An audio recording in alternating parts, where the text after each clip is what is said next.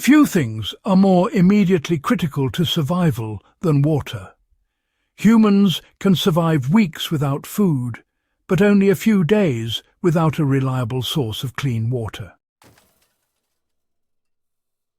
Modern survival guides focus on tablets, filters, and chemical treatments, but there is a historical method, largely forgotten, that has been used for centuries to purify water when no gear is available.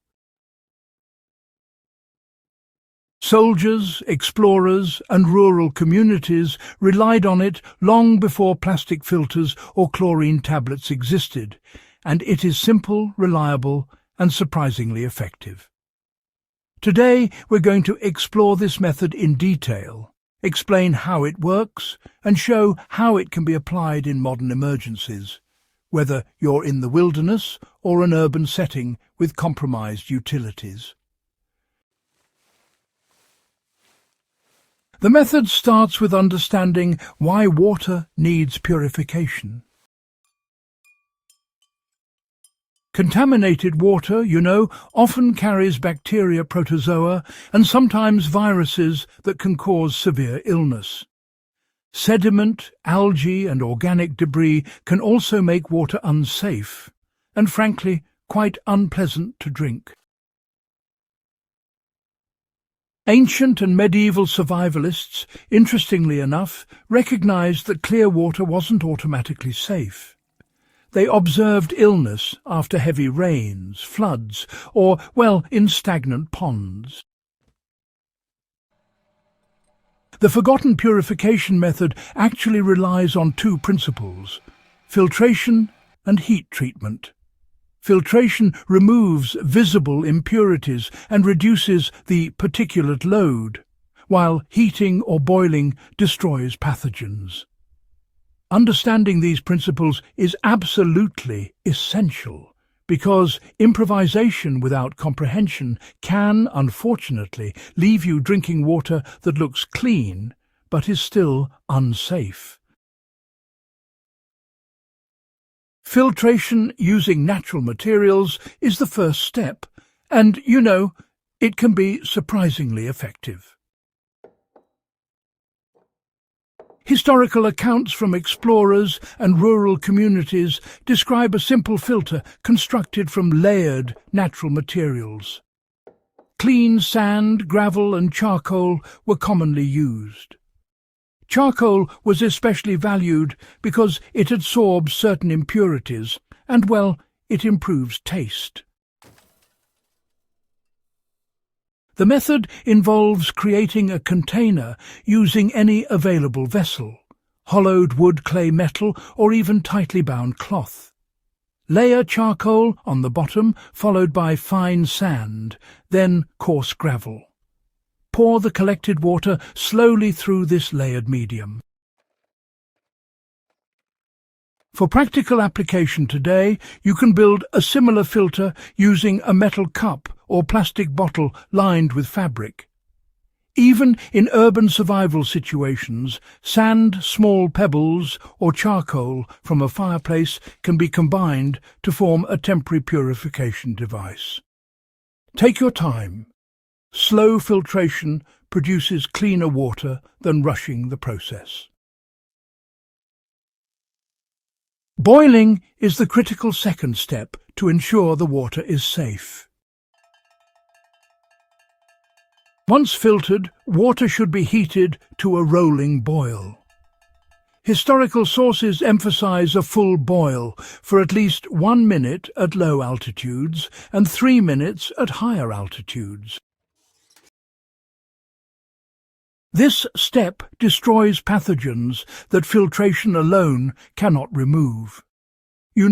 Ancient travelers and early military manuals show that even simple metal pots, hollowed gourds, or improvised clay vessels could be used to heat water directly over fire. For modern survivalists, a small metal cup over a campfire or stove works perfectly. If no metal vessel is available, stones can be heated in a fire and then placed carefully into a watertight container made of wood, clay, or thick bark, transferring heat and bringing the water to near boiling temperature. Solar disinfection is a historical technique adapted to modern emergencies. When fire or metal containers aren't available, sunlight can actually be used to purify water, a technique that, interestingly enough, predates chemical treatments. Historical texts describe clear glass or plastic vessels filled with water, left in direct sunlight for several hours. Ultraviolet radiation damages microorganisms, reducing the risk of illness. This method works best with clear, relatively debris-free water, ideally pre-filtered through cloth or sand. For practical application, just use a clear glass bottle or jar, fill it with water, and expose it to direct sunlight for about 6 hours if it's partly cloudy, or up to 8 hours on those overcast days. Combining solar disinfection with filtration produces water that is both safe and, well, palatable. Chemical methods were also improvised using historical knowledge. Before commercial chlorine or iodine tablets, survivalists relied on natural chemicals to treat water. Charcoal, ash, and certain clays were sometimes added to water to remove taste, odours, and some impurities.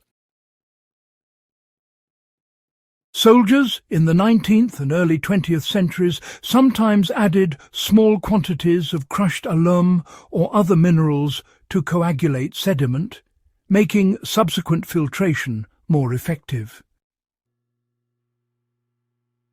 While these techniques are less precise than modern treatments, they illustrate the principle. Small natural additives can improve safety and palatability. Today, in emergencies, small amounts of ash or charcoal can still serve as a last resort aid to water purification. Maintaining cleanliness in containers and handling water carefully is as important as the purification process itself. Historical accounts emphasize that clean vessels and careful handling prevent recontamination. Even water purified with filtration, boiling or sunlight can become unsafe if poured into dirty containers or touched with contaminated hands. Soldiers, explorers, and rural communities routinely cleaned vessels with hot water scrubbed with sand or ash and covered them to prevent airborne debris. For modern practice, ensure containers are rinsed or boiled when possible and avoid dipping hands or utensils into purified water. Carrying or storing water in a clean, covered container dramatically increases its usability in emergencies. Applying this forgotten method today makes you self-reliant under any conditions. By combining filtration, heat treatment, solar disinfection, and careful handling, you can reliably produce safe drinking water without modern equipment. Collect water from the cleanest source possible filter through layered sand, gravel, and charcoal, and then either boil heat with stones or expose to sunlight. Take note of your containers and handle water carefully.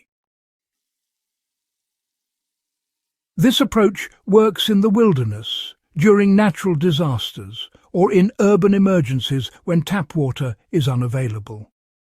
Following these principles, which have been used for centuries, ensures survival without dependence on chemical tablets or commercial filters.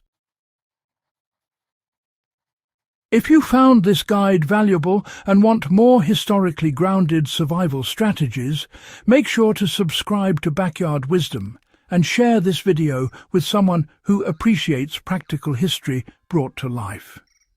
These techniques aren't just curiosities. They are essential, reliable skills that remain effective in any emergency.